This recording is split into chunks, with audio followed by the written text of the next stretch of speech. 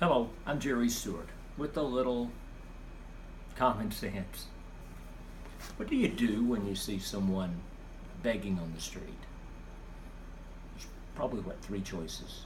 Choice number one is you feel this necessity to do something, to give that person money or help of some sort.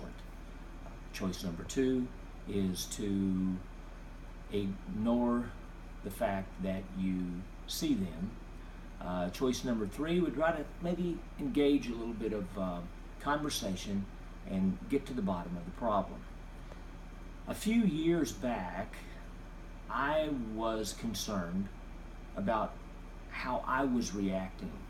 And basically the way I was reacting was that I was concerned that there were people on the street asking for money, begging for money, and I was convinced that they really didn't have a need. And I was convinced that if they did have a need, they had, well, sort of set that up themselves by their inactivity. So what I did was I sort of dressed down and I went on the street. I saw some fellows that were sort of standing over with their signs and such, and I walked up to them and sort of just stood there and I said, so how do you guys happen to be here on the street?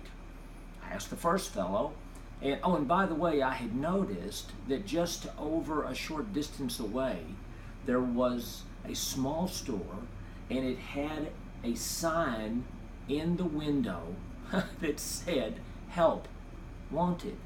So I walked up to him and I said, "Hey, good news, man. There's a place right over there that would like to give you a job, and you wouldn't have to stand out here and hold your sign and beg." And he said, "No," he said, I'm not really good at taking orders from people. And he said, "I don't really like having any kind of a schedule." And he said, "I've just determined that I want to set my own time, set my own pace, and ask people for money, and they give it to me." And I just kind of said, "Well, does that make you feel bad in any way that you're not earning the money?" He said, "No, not really." He said, "If they want to give it to me, it's okay. I don't demand they give it to me, but they do." So I said, "Okay, that's number one." So then I went to beggar number two.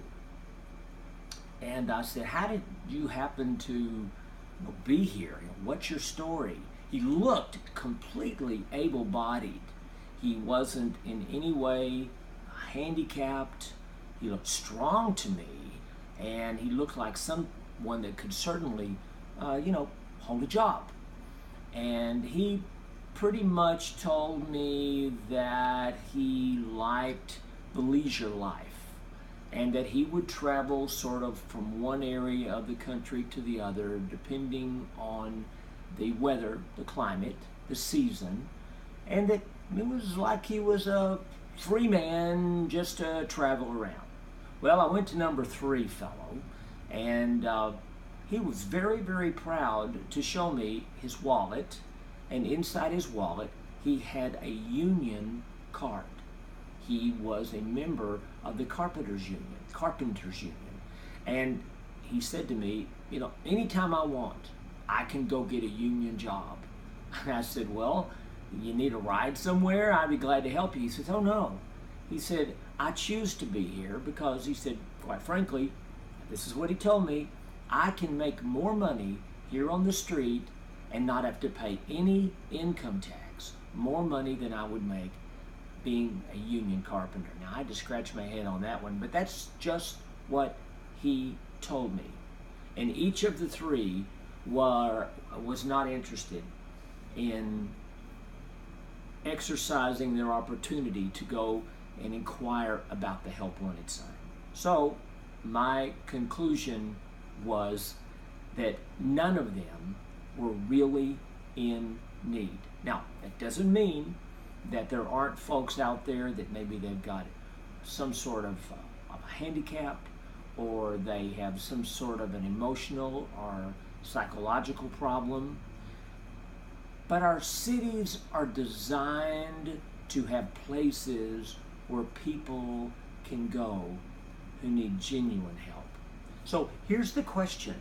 Are we really helping people when they choose to be on the street and we enable them to continue by the money that we give them?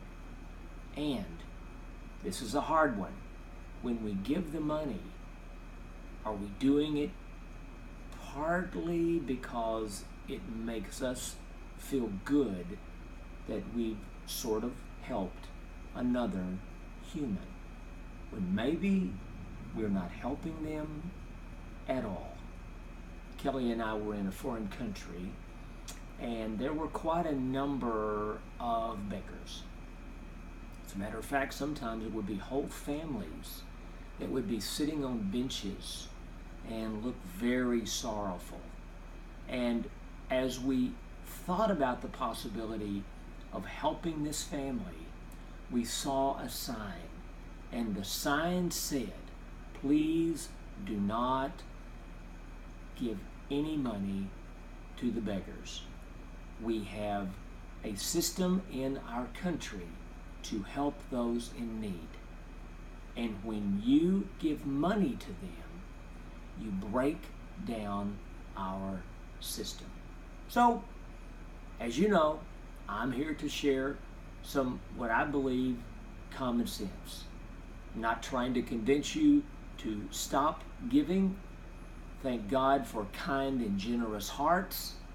But let us always think how we can best help someone to break a cycle and to get back as a whole, healthy U.S. citizen. I would love if you would give me comments, replies, even if you don't agree with me. I would love to hear your stories. I always like a good like, and if you don't agree, you can give me a dislike. If you're not a subscriber, please subscribe.